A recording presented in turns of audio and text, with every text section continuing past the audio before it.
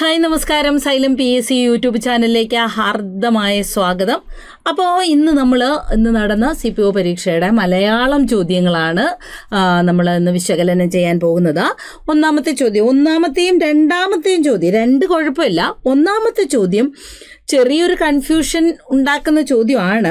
ശരിക്കും ശീകരം അല്ലേ, രണ്ട് പദങ്ങളുണ്ട്. ഒന്ന് ശീകരം എന്ന് പറയാം.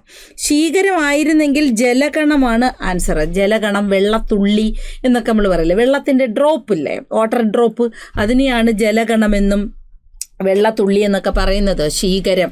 ഇനി ശിഖരം എന്നും മീനിങ് കൊടുക്കാം. നമുക്ക് പദം പറയാമെങ്കിൽ ഏറ്റവും അനുയോജ്യമായത് ശീകരമാണ്. എന്തായാലും നമുക്കിവിടെ ഉള്ള സി തന്നെ കൊടുക്കാം. ശ്രീകരം എന്ന് പറഞ്ഞിരുന്നെങ്കിൽ ഐശ്വര്യം വരുമായിരുന്നു. അപ്പം നമുക്കിവിടെ ജലകണം ആൻസർ തൽക്കാലം ആക്കാം. പക്ഷേ ഡിലീഷൻ പോകുമോ എന്നുള്ള കാര്യത്തിൽ ചെറിയൊരു ഡൗട്ടുണ്ട്. ശീകരമാണ് വെള്ളത്തുള്ളി അഥവാ അതിങ്ങനെ വാട്ടർ ഡ്രോപ്പ് എന്നൊക്കെ പറയുന്നത്. അപ്പോൾ എന്തായാലും ശിഖരം എന്നുള്ളത് കൊണ്ട് നമുക്ക് സി തന്നെ കൊടുക്കാം. അമ്പ് എന്ന വാക്കിൻ്റെ പര്യായം അല്ലാത്ത പദം. വിശിഖവും ഇഷുവും ശരവും ഒക്കെ അമ്പാണ്. അജിരമാണ് ആൻസർ. കാരണം അജിരത്തിന് മുറ്റം എന്നാണ് അർത്ഥം. അങ്കണം, പാട്ടിലെ വൈലോപ്പിള്ളിയുടെ മാമ്പഴത്തിലൊക്കെ നമ്മൾ കേട്ടിട്ടില്ലേ, അങ്കണ തൈമാവിൽ നിന്ന് ആദ്യത്തെ പഴം വീഴുകെ അമ്മ തൻ നേത്രത്തിൽ നിന്നുതിർന്നു ചുടു കണ്ണീർ. അപ്പൊ അങ്കണം, അജിരം മുറ്റമാണ്. ചത്വരം മുറ്റമാണ്. എന്താണ്? ചത്വരവും മുറ്റമാണ്. ചത്വരം, അങ്കണം, അജിരമൊക്കെ എന്താണ്? മുറ്റം എന്നുള്ള അർത്ഥത്തിലാണ് പ്രയോഗിക്കുന്നത്. അപ്പോൾ ബാക്കിയെല്ലാം അമ്പിൻ്റെ പര്യായമാണ്. അണിയം നമുക്കറിയാമല്ലേ. അണിയം എന്ന് പറഞ്ഞാൽ തൊട്ടു പുറകിൽ എന്നുള്ള അർത്ഥമാണ്. അമരം മുന്നിൽ. അപ്പോൾ മുന്നിൽ നിന്ന് നയിക്കുന്നവനാണ് അമരക്കാരൻ. അപ്പോൾ അതിൻ്റെ നേരെ വിപരീതമായിട്ട് പറയുന്നതാണ് അണിയം. NN കക്കാടിൻ്റെ സഫലമീ യാത്ര എന്ന് പറയുന്ന കവിതയിലൊക്കെ നമ്മൾ ഈ അമരം അണിയം വിപരീതം ക്ലാസ്സിൽ പഠിപ്പിച്ചപ്പോൾ പറഞ്ഞു തന്നിട്ടുണ്ടായിരുന്നു. ഞാൻ ഈ ജനലഴി പിടിച്ചൊട്ടു നിൽക്കട്ടെ, നീ എൻ അണിയത്ത് തന്നെ നിൽക്കൂ, നീ എൻ്റെ തൊട്ടു വശത്ത് തന്നെ സൈഡിൽ പുറകിൽ തന്നെ നിൽക്കൂ എന്നൊക്കെ ഉള്ളത് ആ സഫലമീ യാത്രയിലെ വരികളാണ്. ഇതിൽ നിരണിയോ അവേദ്യോ ഒക്കെ വെറുതെ കൊടുത്തിരിക്കുന്നതാണ്. ആയം എന്ന് പറഞ്ഞാൽ വരവാണ്. വ്യയം ചെലവ്, ആയം വരവ്. ആയത്തിൻ്റെ നേരെ വിപരീതമാണ് വ്യയം. ദുർവ്യയം, മിതവ്യയം എന്നൊക്കെ പറയില്ലേ. ചെലവ് വ്യയം, വരവ് ആയം. ഓക്കെ. 74 നോക്കിയേ. ശരിയായ പദങ്ങൾ കണ്ടെത്തുക. കൂപമണ്ഡൂകം ഇങ്ങനെ തന്നെയാണ് എഴുതുന്നത്. പൊട്ടക്കിണറ്റിലെ തവള. ആ ജാനുബാഹു കൈവിരലുകൾക്ക് കാൽമുട്ട് വരെ നീളമുള്ളവൻ. കൃത്യനിഷ്ഠ ഇങ്ങനെയല്ല എഴുതുന്നത്. എങ്ങനെയാണ് എഴുതേണ്ടത്? കൃത്യനിഷ്ഠ എന്നാണ് എഴുതേണ്ടത്. കൃത്യനിഷ്ഠ. തപസ്വി ഇങ്ങനെ തന്നെയാണ് എഴുതുന്നത്. അപ്പോൾ 1, 2, 3 ശരി. 1, 2, 4, 3 1, 2, 4 ശരി. 1, 2 74, 1, 2, 4 ശരി. 3 തെറ്റ്. 3 മാത്രം തെറ്റ്. ഓക്കെ അല്ലേ? ഇനി തപശ്ചര്യ പിരിച്ചെഴുതുന്നത് തപ അധികം ചര്യ എന്നാണ് പിരിച്ചെഴുതേണ്ടത്. തപ അധികം ചര്യ, തപശ്ചര്യ. ആക്ച്വലി ഈ വിസർഗ ചിഹ്നത്തിന് ശേഷം ചാ വരുവാണെങ്കിൽ നമുക്ക് എന്ത് ചെയ്യാം? അവിടെ ഷ ആയിട്ട് വിസർഗ ചിഹ്നം ഷായായി മാറും. ഹരിചന്ദ്രനൊക്കെ പോലെ. ഹരി അധികം ചന്ദ്രൻ നമ്മൾ എഴുതത്തില്ലേ? ഹരി പ്ലസ് ചന്ദ്രൻ അല്ലേ? അതെന്താവും? വിസർഗ ചിഹ്നം ഷായി ഹരിചന്ദ്രൻ കിട്ടും. ചേർത്തെഴുതുമ്പോൾ ഹരിചന്ദ്രൻ എന്ന് കിട്ടും. അപ്പം അതുപോലെയാണ് എന്തും തപശ്ചര്യ. ചര്യ, തപശ്ചര്യ. ഓക്കെ. അപ്പം 75 ഓപ്ഷൻ ബി തന്നെ. ഒന്നുകൂടി ഒന്ന് പറഞ്ഞു പോവാമേ. 71 സി, 72 ബി, 73 സി, 73 എ. അത് ഇവിടെ ആൻസർ പറഞ്ഞു. 73 എ, 74 ബി, 75 ബി തന്നെ. 76 കുറച്ച് വാക്യശുദ്ധിയിൽ നല്ലൊരു ക്വസ്റ്റ്യൻ ഇടാമായിരുന്നു. പക്ഷെ നോക്കണേ, ഓരോ വാക്യവും ശ്രദ്ധാപൂർവം വായിച്ച് തെറ്റ് തിരുത്തണം. ഓരോ വാക്യങ്ങളും എന്നല്ല, ഓരോ വാക്യവും എന്ന് തന്നെയാണ്. ഓരോ വാക്യവും ശ്രദ്ധാപൂർവം വായിച്ച് തെറ്റ് തിരുത്തണം. അതിൽ ഒന്ന് ഹോൾഡ് ചെയ്യാം നമുക്ക്. കാലാവധി കഴിഞ്ഞാൽ ഉത്തരക്കടലാസ് വീണ്ടും പുനഃപരിശോധിക്കുന്നതല്ല. വീണ്ടും ഇവിടെ ആവശ്യമില്ല. വീണ്ടും പരിശോധിക്കുന്നതാണ് പുനഃപരിശോധന. അപേക്ഷകൾ അവരവരുടെ സ്വന്തം കൈപ്പടയിൽ എഴുതി അയക്കണം. അവരവരുടെ എന്ന് പറഞ്ഞിട്ട് പിന്നെ സ്വന്തം എന്ന് വേണ്ട. അറിഞ്ഞുകൊണ്ട് തെറ്റു ചെയ്തിട്ട് പശ്ചാത്തപിക്കുന്നതിൽ കാര്യമില്ല. അറിഞ്ഞുകൊണ്ട് തെറ്റു ചെയ്തിട്ട് എന്നല്ല ഇവിടെ വേണ്ടത്, തെറ്റ് ചെയ്തിട്ട് എന്നാണ്. അറിഞ്ഞുകൊണ്ട് തെറ്റ് ചെയ്തിട്ടോ എന്ന് പറയാം. ഇവിടെ തെറ്റ് തിരുത്തണമെന്നല്ലേ, തെറ്റു തിരുത്തണം എന്നല്ലല്ലോ, തെറ്റ് തിരുത്തണം എന്നാണ് വ്യാകരണപരമായി, അതാണ് ശരി. തെറ്റു ചെയ്തിട്ടെന്നല്ല, അറിഞ്ഞുകൊണ്ട് തെറ്റ് ചെയ്തിട്ട് എന്ന് വേണം. അപ്പോൾ നമുക്കിവിടെ ഓപ്ഷൻ എ തന്നെ ആൻസർ ആക്കാം. സ്ട്രൈക്ക് ബ്രേക്കർ ഡയറക്റ്റ് നമ്മൾ പഠിച്ചിട്ടുള്ളതാണ്. ബ്ലാക്ക് ലെഗ് എന്നും സ്ട്രൈക്ക് ബ്രേക്കർ എന്നൊക്കെ പറയുന്നത് കരിങ്കാലി, അതായത് കൂടെ നിന്ന് ചതിക്കുന്നവൻ എന്നുള്ള അർത്ഥാവ്. വക്താവാണെങ്കിലോ വക്താവ് എന്ന് പറഞ്ഞാൽ പറയുന്നവൻ. ഇപ്പം പാർട്ടിക്ക് വേണ്ടി സംസാരിക്കുമ്പോഴാണ് നമ്മൾ പാർട്ടി വക്താവ് എന്നൊക്കെ പറയുന്നത്. അതുപോലെ പറയുന്നവൻ എന്നുള്ള അർത്ഥത്തിൽ പ്രയോഗിക്കുന്ന പദമാണ് വക്താവ്. ഓക്കെ, നേതാവ് നേതൃത്വം വഹിക്കുന്നവൻ, സമരനായകൻ സമരം നയിക്കുന്നവൻ. ഓക്കെ, ഇനി മൂസദ് എന്ന വാക്കിന്റെ സ്ത്രീലിംഗ രൂപമോ? മൂസദ് മനയമ്മ. മൂസദ് ആരാണ്? മനയമ്മയാണ്. മൂസദ് മനയമ്മ. കാരണം ഇവിടെ നമുക്കറിയാം അല്ലേ, മൂസദ് ഒരു കാസ്റ്റാണ്, ഒരു ജാതി പേരാണ് മൂസദ്. അതിൻ്റെ എതിർലിംഗമായിട്ട് വരുന്നതാണ് മനയമ്മ. ഇല്ലോടമ്മയാണെങ്കിലോ ചാക്യാറാണ്. കെട്ടിലമ്മയാണെങ്കിലോ കെട്ടിലമ്മ മാടമ്പിയാണ് കെട്ടിലമ്മ. നങ്ങയോ നമ്പിയാണ് നങ്ങ. നമ്പി നങ്ങ. നന്ദികേട് കാണിക്കുക എന്ന അർത്ഥത്തിൽ ഉപയോഗിക്കുന്ന ശൈലി ഉണ്ട ചോറ്റിൽ കല്ലിടുകയാണ് അല്ലേ. നന്ദികേട് കാണിക്കുക, ഊഴിയം നടത്തുക, ആത്മാർത്ഥതയില്ലാതെ പെരുമാറുക, ആത്മാർത്ഥതയില്ലാതെ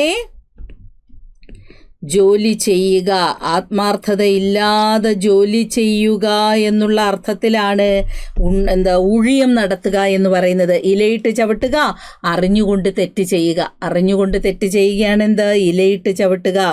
അറിഞ്ഞുകൊണ്ട് തെറ്റ് ചെയ്യുക, അറിഞ്ഞുകൊണ്ട്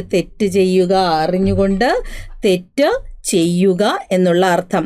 വായിൽ മണ്ണിടുക എന്ന് പറഞ്ഞാൽ എന്താണ്? നിശബ്ദനാക്കുക. എന്താണ്? പെട്ടെന്ന് അങ്ങ് നിശബ്ദനാക്കി കളയും. ഒന്നും സംസാരിക്കാൻ പറ്റാത്ത രീതിയിൽ നിശബ്ദനാക്കുന്നതിനെയാണ് എന്ത് പറയുന്നത്? എൻ്റെ വായിൽ മണ്ണിട്ട് കളഞ്ഞു, അല്ലെങ്കിൽ നിശബ്ദനാക്കുക എന്നതുകൊണ്ട് അർത്ഥമാക്കുക. നിശബ്ദനാക്കുക, വായിൽ മണ്ണിടുക എന്നുള്ള പ്രയോഗം നിശബ്ദനാക്കുക, ഒന്നും സംസാരിക്കാൻ അനുവദിക്കാതെ നിശബ്ദനാക്കുക എന്നുള്ള അർത്ഥം. ചോറിൽ കല്ലിടുക, നന്ദികേട് കാണിക്കുക. ഇനി ഈ അധികം തരം ഇത്തരമാണ്. ഇത്തരമോ ഈതരമോ വരില്ല, ഇത്തരമാണ് ആൻസറായിട്ട് വരുന്നത്. ഓക്കെ അല്ലേ? ശരി, അപ്പോൾ എത്ര മാർക്ക് കിട്ടിയെന്ന് വീഡിയോയുടെ അടിയിൽ കമൻറ്റ് ചെയ്യൂ മലയാളത്തിന്. ഓക്കെ. ഹായ് മക്കളെ, എന്തൊക്കെയുണ്ട് വിശേഷം? സൈലത്തുനിന്ന് ഫാരിസ് മാഷാണ്. നമ്മുടെ CPOയുടെയും അതേപോലെ WCPOയുടെയും പരീക്ഷ കഴിഞ്ഞ് കുട്ടികളൊക്കെ ഇറങ്ങിയിട്ടുണ്ട്. എല്ലാവരും ബസ്സിൽ കയറി അവരുടെ വാഹനത്തിൽ കയറി വീട്ടിലേക്ക് പോവുകയാണ്. വളരെ സന്തോഷത്തിൽ പോവുകയായിരിക്കും. എക്സാമൊക്കെ എളുപ്പമായിരിക്കുമെന്ന് ഞാൻ കരുതുകയാണ്. അപ്പോൾ ഞാനിപ്പോൾ വന്നിട്ടുള്ളത് അതിൽ ഇംഗ്ലീഷ് 10 മാർക്കിൻ്റെ 10 മാർക്കിൻ്റെ ക്വസ്റ്റ്യൻസ് ആണ് നമ്മൾ ഇന്ന് എന്ത് ചെയ്യണത്, ഡിസ്കസ് ചെയ്യണത്. ഓക്കെ, അപ്പോൾ നിങ്ങൾ റെഡിയല്ലേ? സാധാരണ ചോദിക്കണ പോലെ തന്നെ ആ പാറ്റേൺ ഉപയോഗിച്ചിട്ട് നമ്മൾ സിലബസിലെ സ്ട്രക്ചേർഡ് ആയിട്ടുള്ള 10 ചോദ്യമാണ്. 61 മുതൽ 70 വരെയുള്ള ചോദ്യം കേട്ടോ. 61 മുതൽ 61 to 70 വരെയുള്ള ചോദ്യങ്ങൾക്കുള്ള ആൻസറുമായിട്ടാണ് ഞാൻ വന്നിട്ടുള്ളത്. നിങ്ങൾ ഇതന്നെയാണോ എഴുതിയത് നോക്കുക കേട്ടോ. അപ്പോൾ എല്ലാവർക്കും ഒരിക്കൽ കൂടി എക്സാം ഈസി ആയിട്ടുണ്ടാകുമെന്ന് പ്രതീക്ഷിക്കുന്നു. എല്ലാവരെയും കേരളത്തിലെ പോലീസ് സ്റ്റേഷനുകളിൽ കാണാൻ സാധിക്കട്ടെ എന്ന് ആശംസിക്കുന്നു. ഓക്കെ, അപ്പോൾ 61ാമത്തെ ചോദ്യം വാട്ട് ഈസ് ദ റൈറ്റ് 61ാമത്തെ ചോദ്യം what is the right ending of the sentence ആണ്. If I had known you were there. നമുക്കറിയാം ഈഫ് ക്ലോസ് ആണ് ഇവിടെ വന്നിട്ടുള്ളത്. ഈഫ് ക്ലോസ് വന്നാൽ എപ്പോഴും പറഞ്ഞിട്ടുണ്ട്, ഈഫ് ക്ലോസിൽ V1 വന്നാൽ മെയിൻ ക്ലോസിൽ വിൽ പ്ലസ് V1. ഈഫ് ക്ലോസിൽ V2 വന്നാൽ മെയിൻ ക്ലോസിൽ വുഡ് പ്ലസ് V1 ഒക്കെ എപ്പോഴും കേൾക്കണാണ്. ഈഫ് ക്ലോസിൽ ഹാഡ് പ്ലസ് V3 വന്നാൽ മെയിൻ ക്ലോസിൽ വുഡ് ഹാവ് പ്ലസ് V3 എന്ന് നമ്മളെപ്പോഴും കേൾക്കണാണ്. അങ്ങനെ 3 കണ്ടീഷനാണ് ഈഫ് ക്ലോസിനുള്ളത്. ഒന്ന്, ഈഫ് ക്ലോസിൽ V1 വന്നാൽ മെയിൻ ക്ലോസിൽ വിൽ പ്ലസ് V1 കൊണ്ട് ഫില്ല് ചെയ്യുക. ഈഫ് ക്ലോസിൽ V2 വന്നാൽ മെയിൻ ക്ലോസിൽ വുഡ് പ്ലസ് V1 കൊണ്ട് ഫില്ല് ചെയ്യുക. ഈഫ് ക്ലോസിൽ ഹാഡ് പ്ലസ് V3 വന്നാൽ മെയിൻ ക്ലോസിൽ വുഡ് ഹാവ് പ്ലസ് V3 കൊണ്ട് ഫില്ല് ചെയ്യുക. ഇതാണ് അതിൻ്റെ ഒരു concept. 3 probable condition, improbable condition, impossible condition. അപ്പോൾ ഈ ചോദ്യം നമുക്ക് നോക്കാം. ഈ ചോദ്യത്തിൽ വന്നത് നോക്കൂ നിങ്ങൾ, ഹാഡ് നോൺ ആണ്. ഹാഡ് നോൺ എന്ന് പറയുമ്പോൾ ഹാഡ് പ്ലസ് V3 അല്ലേ. ഹാഡ് നോൺ എന്ന് പറഞ്ഞാൽ ഹാഡ് പ്ലസ് V3 ആണ്. അപ്പം നിയമപ്രകാരം വുഡ് ഹാവ് പ്ലസ് V3 കൊണ്ട് ഫില്ല് ചെയ്യണം. Would have plus V3. Okay, അപ്പോൾ ഇവിടെ വുഡ് ഹാവ് ഉണ്ട്, പക്ഷേ ഈ മീറ്റ് പ്രശ്നമായി. മീറ്റിൻ്റെ തേർഡ് ഫോം മെറ്റാണ് വേണ്ടത്, അതുകൊണ്ട് എ വെട്ടിപ്പോയി. പിന്നെ വുഡ് മീറ്റേ ഉള്ളൂ, അപ്പോൾ ബി വെട്ടിപ്പോയി. പിന്നെ വുഡ് ഹാവ് ബീൻ മെറ്റ്, അതിൻ്റെ ആവശ്യമില്ലേനും, അപ്പോൾ would have met. Option C ആണ് നമ്മുടെ കറക്റ്റ് ആൻസർ. 61ാമത്തെ ചോദ്യത്തിൻ്റെ ഉത്തരം ഓപ്ഷൻ സി ആണ്. 61ാമത്തെ ചോദ്യത്തിൻ്റെ ഉത്തരം ഓപ്ഷൻ സി കേട്ടോ. ഇനി 62ാമത്തെ ചോദ്യമാണ് my uncle offered me A gift can be return without A change in meaning as. അതായത് ഒരു ആക്റ്റീവ് വോയിസ് തന്നിട്ട് പാസീവ് വോയിസ് മാറ്റാനാണ് പറഞ്ഞത്. അപ്പോൾ ഇവിടെ 2 ഒബ്ജക്റ്റ് ഉണ്ട്. ഇവിടെ ശരിക്കും ശ്രദ്ധിക്കുക, ഇവിടെ 2 ഒബ്ജക്റ്റ് ഉണ്ട്. എന്താ പറഞ്ഞത്? My uncle offered me A gift എന്നാണ്. അതൊരു ആക്റ്റീവ് വോയിസ് ആണ് അല്ലേ? അപ്പോൾ 2 ഒബ്ജക്റ്റ് ഉണ്ട്. മീ എന്ന ഒബ്ജക്റ്റും ഉണ്ട്, എ ഗിഫ്റ്റ് എന്ന ഒബ്ജക്റ്റും ഉണ്ട് അല്ലേ? അപ്പം മീയെ നമുക്ക് ഇൻഡയറക്റ്റ് ഒബ്ജക്റ്റ് എന്ന് വിളിക്കാം, എ ഗിഫ്റ്റിനെ നമുക്ക് ഡയറക്റ്റ് ഒബ്ജക്റ്റ് എന്ന് വിളിക്കാം. ഈ 2 ഒബ്ജക്റ്റ് കൊണ്ട് എന്ത് ചെയ്യാം? നമുക്ക് പാസീവിലോട്ട് മാറ്റാം. അപ്പോൾ ആദ്യം ഇതിലെ മെയിൻ വെർബ് ആരാ നോക്കുക? ഓഫേർഡ് ആണ്. ഓഫേർഡ് പറഞ്ഞാൽ V2 ആണ്. ഈ ഓഫേർഡിനെ V2നെ നമ്മൾ പാസീവ്ക്ക് മാറ്റുമ്പോൾ വാസ് വേറ് പ്ലസ് V3ക്കാണ് മാറ്റുക. അപ്പം ഞാൻ ആദ്യം ഞാൻ എ ഗിഫ്റ്റ് കൊണ്ട് മാറ്റുകയാണ്. എ ഗിഫ്റ്റ് കൊണ്ട് ശരിക്കും നോക്കുക. അപ്പോൾ എ ഗിഫ്റ്റ് എന്ന് ആദ്യം എഴുതി, കണ്ടോ? എ ഗിഫ്റ്റ് ഒന്നേ ഉള്ളൂ. അപ്പോൾ എ ഗിഫ്റ്റ് വാസ്. എന്നിട്ട് ഓഫേർഡിൻ്റെ തേർഡ് ഫോം എന്ന് പറഞ്ഞാൽ എന്താണ്? ഓഫേർഡ് തന്നെയാണ്. അപ്പോൾ എ ഗിഫ്റ്റ് വാസ് ഓഫേർഡ്. ഇനി ഇവിടെ ബാക്കി മീ ഉണ്ട്. ആ മീനെ നമ്മൾ ടു മീ എന്ന് എഴുതുക. എന്ത് എഴുതുക? To me. എന്നിട്ട് നമ്മൾ by agent by my uncle എന്ന് എഴുതുക. By my uncle. ഇതും ശരിയാണ്. ഇനി നമുക്ക് എന്ത് ചെയ്യാം? മീൻ എങ്ങോട്ട് കൊടുന്ന് ചെയ്യാം? 2 മോഡലിൽ നമുക്കിതിനെ പാസീവ് ആക്കാം. രണ്ടും ശരിയാണ്. 2 മോഡൽ ചെയ്താലും പാസീവ് ശരിയാണ്. പക്ഷെ അതിൽ ഒന്നേ ഓപ്ഷനിലുള്ളൂ. അപ്പം മീനെ കൊടുന്നിട്ട് മീ ഇങ്ങോട്ട് വരുമ്പോൾ ഐ. ഇവിടെ ടെൻസ് V2 ആണ്. V2 ആകുമ്പോൾ വാസ് വേറെ പ്ലസ് V3 ആണ്. അപ്പോൾ ഐൻ്റെ കൂടെ വാസാണ് വരിക, ആം വരൂല. ആം വരണമെങ്കിൽ ഓഫർ എന്നാകണം. ആം വരണമെങ്കിൽ അതിലെ ഉപയോഗിച്ച പ്രധാനപ്പെട്ട വെർബ് V1 ആകണം. ഇവിടെ ഓഫേർഡ് എന്നുള്ളത് V2 ആകുമ്പോൾ അതിനെ പാസീവ്ക്ക് വാസ് വേർ പ്ലസ് V3 കൊണ്ടാണ് കൊണ്ടുപോവുക. ഓക്കെ, ഇതൊക്കെ നമ്മുടെ സൈലത്തിൻ്റെ ക്ലാസ്സുകളിൽ നമ്മൾ വിശദമായി റിപ്പോർട്ടഡ് സ്പീച്ചൊക്കെ ഞാൻ എന്ത് ചെയ്തിട്ടുണ്ട്?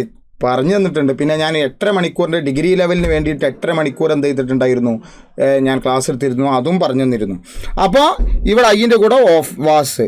അപ്പോൾ ഇവിടെ നോക്കുക, I was offered a gift by my uncle. ഇതും ശരിയാണ്. കണ്ടോ? അപ്പോൾ ഇത് 2ഉം ശരിയാണ്. ഇനി ഇതിൽ ഏതാ വന്നത് നോക്ക്. ഐ ആം ഓഫേർഡ്, ബഹുമാനമുള്ള എൻ്റെ സഹോദരന്മാരെ, ഐ ആം ഓഫേർഡ് പറ്റൂല. കാരണം അപ്പോൾ ബി വെട്ടിപ്പോയി. A gift offered to me, അങ്ങനെയും പറ്റൂല. കാരണം എ ഗിഫ്റ്റിന് ചേർന്നിട്ട് അതിന് യോജിച്ച ഓക്സിലറി വെർബായ വാസ് വരണം. പിന്നെ എ ഗിഫ്റ്റ് ഈസ് ഓഫേർഡ്, അതും പറ്റൂല. അപ്പോൾ ഓപ്ഷൻ എ, തമ്മിൽ ഭേദം തൊമ്മൻ, ഓപ്ഷൻ എ ആണ്. 62ാമത്തെ ചോദ്യം option A gift was offered to me by my uncle എന്നുള്ള ഉത്തരത്തിലേക്ക് എത്തി. ഇനി 63ാമത്തെ ചോദ്യമാണ്. 63ാമത്തെ ചോദ്യം, which one of the following is incorrect? ചോദ്യം ശ്രദ്ധിക്കണം. തെറ്റായ സെൻറ്റൻസ് കണ്ടെത്താനാണ് പറഞ്ഞത്. തെറ്റായ സെൻറ്റൻസ് കണ്ടെത്താൻ പറഞ്ഞാൽ ഐ ഹാവ് വിസിറ്റഡ് സിംഗപ്പൂർ അല്ലേ? ഇത് ഇവിടെ പ്രശ്നമില്ല. ഇത് എ ശരിയാണ് അല്ലേ? അതിനാൽ ആ സിംഗപ്പൂർ എന്നാണോ വിസിറ്റ് ചെയ്തത് അതെന്ത് ചെയ്തിട്ടില്ല? അതിൻ്റെ ആ പ്രവൃത്തി നടന്ന സമയം പറഞ്ഞിട്ടില്ല.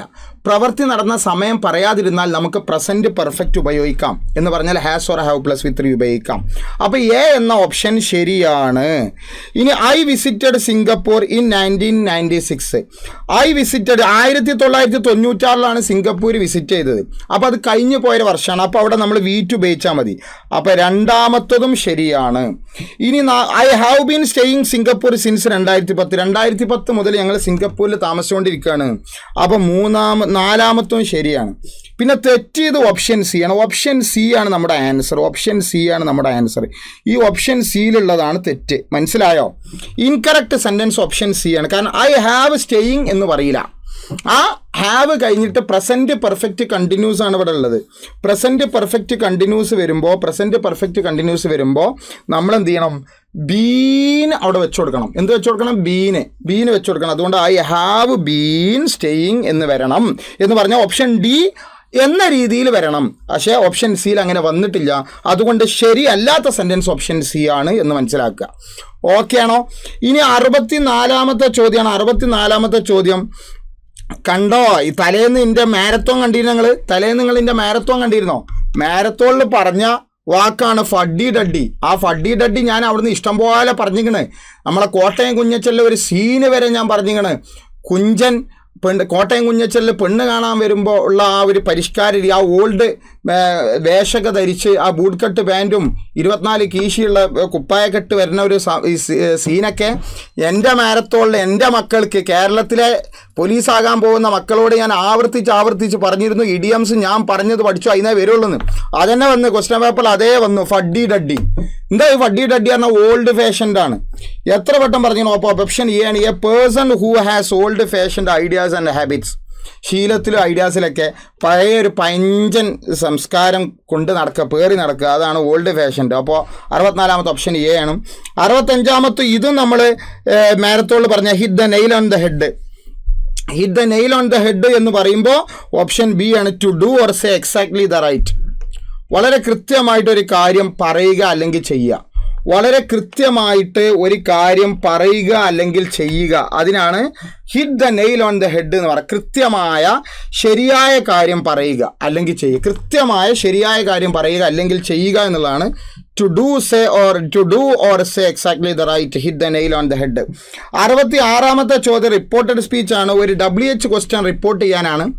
WH ക്വസ്റ്റ്യൻ റിപ്പോർട്ട് ചെയ്യാൻ എന്താ? ഹൂ ആർ യുവർ ഗസ്റ്റ് എന്നാണ്. അപ്പോൾ ആദ്യം നമ്മൾ എന്തിട്ട് കൊടുക്കുക? ഹൂ ഇട്ട് കൊടുക്കുക. ആസ്ക്ഡ് ഹിസ് ബ്രദർ, ആസ്ക്ഡ്, എല്ലാത്തിലും ആസ്ക്ഡ് ഹിസ് ബ്രദർ ആണ്. അപ്പോൾ ചോദ്യം റിപ്പോർട്ട് ചെയ്യുമ്പോൾ ദാറ്റിൻ്റെ ആവശ്യമില്ല, അപ്പോൾ എ വെട്ടിപ്പോവും.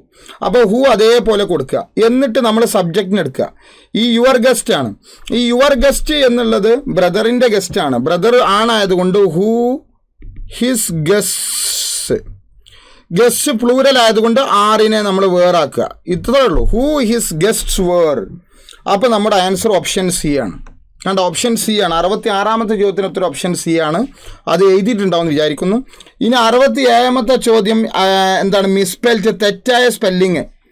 സ്കൂമിഷ് ശരിയാണ്, അതേപോലെ സബാൽട്ടൻ ശരിയാണ്, ഹോണറിഫിക് ശരിയാണ്. ഈ നൊക്ടേണൽ തെറ്റാണ്. ഈ നൊക്ടേണൽ, ഈ ഈക്ക് പകരം എ വരണം. ഈക്ക് പകരം എ വരണം. നൈറ്റിൻ്റെ ഇൻഡിപെൻഡൻ്റ് അഡ്ജക്റ്റീവാണ് നൊക്ടേണൽ. നൈറ്റ് നൊക്ടേണൽ ആണ്. നൈറ്റ് മനസ്സിലായ? നൊക്ടേണൽ. ഓക്കെ. അപ്പോൾ ഈ നൊക്ടേണലിൻ്റെ സ്പെല്ലിങ് ഇ അല്ല, എ ആണ്. എ പറഞ്ഞത് മനസ്സിലായോ? അപ്പോൾ ഇവിടെ ഈക്ക് പകരം എ വരണമെന്ന്. അപ്പോൾ ഇവിടെ മിസ്പെൽറ്റ് ആയത് ഓപ്ഷൻ ഡി ആണ്. മിസ്പെൽറ്റ് ആയത് ഓപ്ഷൻ ഡി ആണ്. ഇതൊക്കെ ശരിയാണ്. എ ശരിയായ സ്പെല്ലിംഗ് ആണ്. ബി ശരിയായ സ്പെല്ലിംഗ് ആണ്. ഡി ശരിയായ സ്പെല്ലിംഗ് ആണ്. അല്ല, സി ശരിയായ സ്പെല്ലിംഗ് ആണ്. ഈ ഡി തെറ്റായ സ്പെല്ലിംഗ് ആണ്. ഡി തെറ്റായ സ്പെല്ലിംഗ് ആണ്. അത് പ്രത്യേകം ശ്രദ്ധിക്കുക. അത് ഈക്ക് പകരം എ വരണമായിരുന്നു എന്നാണ് പറയാനുള്ളത്. ഓക്കെ. ഇനി 68-ാമത്തെ ചോദ്യം എന്താണ്? റിപ്പിഡിയേറ്റിൻ്റെ ആൻ്റോണിം. ആൻ്റോണിം എന്ന് പറഞ്ഞാൽ നമുക്കറിയാം വിപരീത പദമാണ്. വിപരീത പദം അല്ലേ? ഈ വിപരീത പദം എന്ന് പറയുമ്പോൾ വിപരീത പദം അല്ലേ? ഈ വിപരീത പദം അല്ലേ? അത് ഏതിൻ്റെ ആണ്? റിപ്പിഡിയേറ്റിൻ്റെ വിപരീത പദമാണ്. അപ്പോൾ റിപ്പിഡിയേറ്റിന് ഒരുപാട് ആൻ്റോണിം ഉണ്ട്. ഏതൊക്കെയുണ്ട്? റിജക്റ്റ് ഉണ്ട്, ഡിനൈ ഉണ്ട്, അതേപോലെ റെഫ്യൂസ് ഉണ്ട്. ഇത് മൂന്നും റിപ്പിഡിയേറ്റിൻ്റെ ആൻ്റണിമാണ്. അല്ല, റിപ്പിഡിയേറ്റിൻ്റെ എന്താണ്? സിനോണിമാണ്. സോറി, ഇതൊക്കെ സിനോണിമാണ്, ആൻ്റണിമല്ല, സിനോണിമ്. നമ്മളോട് ചോദിച്ചത് ആൻ്റണിമാണ്. ഓക്കെ. റിജക്റ്റ്, റിപ്പിഡിയേറ്റിൻ്റെ സിനോണിമ് റിജക്റ്റ്, ഡിനൈ, റെഫ്യൂസ്. ഇത് മൂന്നും റിപ്പിഡിയേറ്റിൻ്റെ സിനോണിമാണ്. അതായത് സമാന അർത്ഥമുള്ള പദങ്ങളാണ്. അതിൻ്റെ ആൻ്റണിമ് ചോദിക്കുമ്പോൾ ഓപ്ഷൻ ബി ആണ്, ആക്സെപ്റ്റ് ആണ്. Option B accept. അപ്പോൾ റിപ്പിഡിയേറ്റിൻ്റെ അർത്ഥം 68-ാമത്തെ ചോദ്യം ആക്സെപ്റ്റ് ആണ് അർത്ഥം. ഇനി നമ്മുടെ 69-ാമത്തെ ചോദ്യമാണ്. 69-ാമത്തെ ചോദ്യം സിനേഡൈ ആണ്. സിനേഡൈ ഒരു ഫോറിൻ ഫ്രേസ് ആണ്. അതൊക്കെ എൻ്റെ 8.5 മണിക്കൂറിൻ്റെ ക്ലാസ്സിൽ ഞാൻ ഡിഗ്രിക്ക് വേണ്ടിയിട്ട് ഒരു സ്ട്രക്ചേർഡ് ആയിട്ടുള്ള റിവിഷൻ ക്ലാസ് തന്നിരുന്നു. എല്ലാവരോടും അത് കാണണം. അത് ഡിഗ്രിക്ക് മാത്രമല്ല, എല്ലാ പരീക്ഷയ്ക്കും ഉപയോഗപ്രദമായ ഒരു റിവിഷൻ ക്ലാസ് ആയിരുന്നു. അതിലൊക്കെ സിനേഡൈ വളരെ ഇമ്പോർട്ടൻ്റ് ആയിട്ട് തന്നെ അവിടെ ഞാൻ സൂചിപ്പിച്ചിട്ടുണ്ടായിരുന്നു. ഫോർ ആൻ ഇൻഡെഫിനിറ്റ് പീരീഡാണ്. ഫോർ ആൻ ഇൻഡെഫിനിറ്റ് പീരീഡ്, അതായത് ഫോർ ആൻ ഇൻഡെഫിനിറ്റ് പീരീഡാണ് സിനേഡായി എന്ന് പറഞ്ഞു കഴിഞ്ഞാൽ. മനസ്സിലായോ? Without fixing a future date എന്ന് പറയും.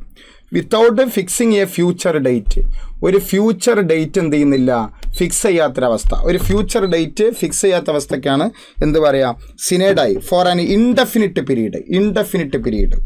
അതിൻ്റെ correct without fixing a future date for an indefinite period. Okay, ഇനി 70ാമത്തെ ചോദ്യമാണ്. 70ാമത്തെ ചോദ്യം, ഫർണിച്ചർ ഒരു അൺകൗണ്ടബിൾ നൗൺ ആണെന്ന് ഞാൻ സൈലത്തിലിപ്പോൾ ഞാൻ ക്ലാസ് എടുക്കാൻ തുടങ്ങിയിട്ട് 3 കൊല്ലമായി.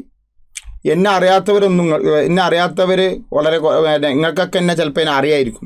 എൻ്റെ ക്ലാസ് യൂട്യൂബിലോ അല്ലെങ്കിൽ സൈലം പർച്ചേസ് ചെയ്തിട്ടോ നിങ്ങൾ കേൾക്കുന്നുണ്ടാവും. ഫർണിച്ചർ, എക്യുപ്മെൻറ്റ്, അഡ്വൈസ്, ഇൻഫർമേഷൻ, ഇങ്ങനത്തെ എല്ലാ തേങ്ങകളും എന്താണ്, അൺകൗണ്ടബിൾ ആണ് എന്ന് നാഴികക്ക് 40 വട്ടം 3 കൊല്ലമായിട്ട് ഈ സാധു നിങ്ങളോട് പറഞ്ഞുകൊണ്ടിരിക്കുകയാണ്. ഈ സാധു നിങ്ങളെ കൊണ്ട് പറഞ്ഞുകൊണ്ടിരിക്കുകയാണ്. അപ്പോൾ ഫർണിച്ചർ അൺകൗണ്ടബിൾ ആണ്. അൺകൗണ്ടബിൾ നൗണിൻ്റെ കൂടെ സിംഗുലർ വെർബാണ് വെക്കുക. ഫർണിച്ചേഴ്സ്, ഞാൻ ഫർണിച്ചേഴ്സ് എടുക്കാൻ പോവുകയാണ്, മറ്റന്നാൾ എൻ്റെ ഹൗസ് വാമിംഗ് ആണ്, ഞാൻ ഫർണിച്ചേഴ്സ് എടുക്കാൻ പോവുകയാണെന്ന് പറഞ്ഞാൽ ഒരൊറ്റ നാട് തരും, ചുണ്ടാണ്ട് പൊട്ടും. അങ്ങനെ പറയാനേ പാടില്ല. കാരണം ഫർണിച്ചർ എന്നുള്ള ആ ടേം, ആ ഒരു ടേം എന്താണ്, അൺകൗണ്ടബിൾ ആണ്. അതുകൊണ്ട് അൺകൗണ്ടബിൾ എപ്പോഴും സിംഗുലർ വെർബിനെയാണ് സ്വീകരിക്കുക. അപ്പോൾ തലച്ചോറുള്ളവൾ എന്ത് ചെയ്യും, വേറെ പ്ലൂരലാണ്, ഞാൻ വെട്ടാം. 6 പ്ലൂരലാണ്, എനിക്ക് വെട്ടാം. ഹാവ് പ്ലൂരലാണ്, അതുകൊണ്ട് ഞാൻ വെട്ടാണ്.